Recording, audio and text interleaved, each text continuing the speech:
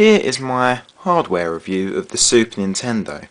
Now in this hardware review I'm going to primarily be talking about the console itself and just the overall design of it and its hardware. I won't be going too in detail with such things as its history or its games library, but mainly just the console itself and its controller. Now, if you haven't noticed already, this is the PAL version or European version of the Super Nintendo. As you can see there, PAL version on the cartridge input. I've got to say I do not like this design whatsoever. It's a bit ugly, it's just like a big slab of plastic really, overall. Its colour scheme is pretty boring, just grey and this yellowy murky colour here. I mean, it's a sturdy old thing, but it's pretty ugly. It's almost the Mick Jagger of the console world. There's a big eject button right here. I don't really see why you need to eject your cartridges when you can just pull them out by hand. But I mean, it's almost like a toaster or something of that nature. A nice big power switch right here. Now if I take a look at the back of the console, it's pretty standard stuff, you know. A really big vent at the back, whatever. And it's a bit dark, but just make out AV, RF outputs and a AC adapter. So yeah, standard stuff.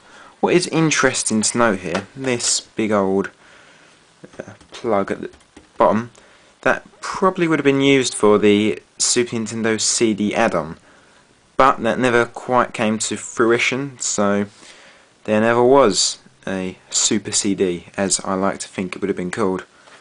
A weird UKV, I'm not sure if that's just my unit or whatever, and your usual codes and whatnot.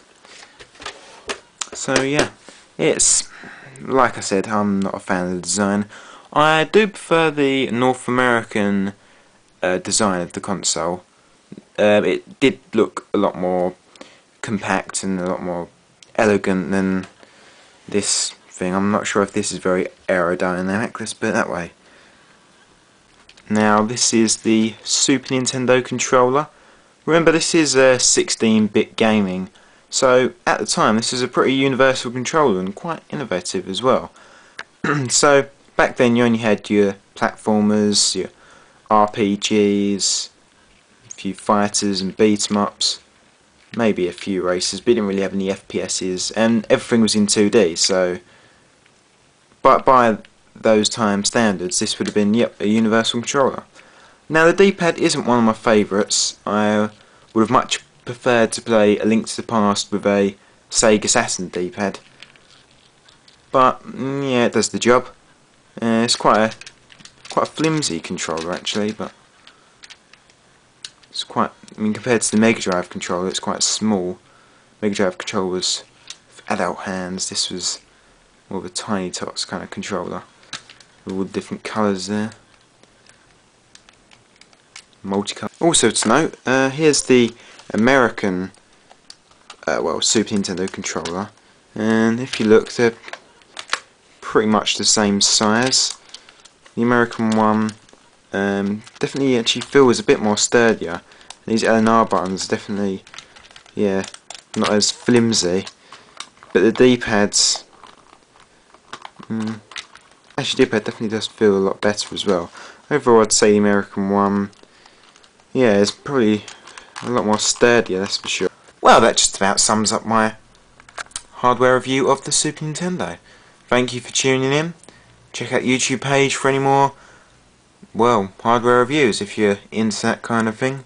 Here on the Game Globe we do like a diverse range of consoles. Super Nintendo just happens to be my first choice to review. Well, farewell.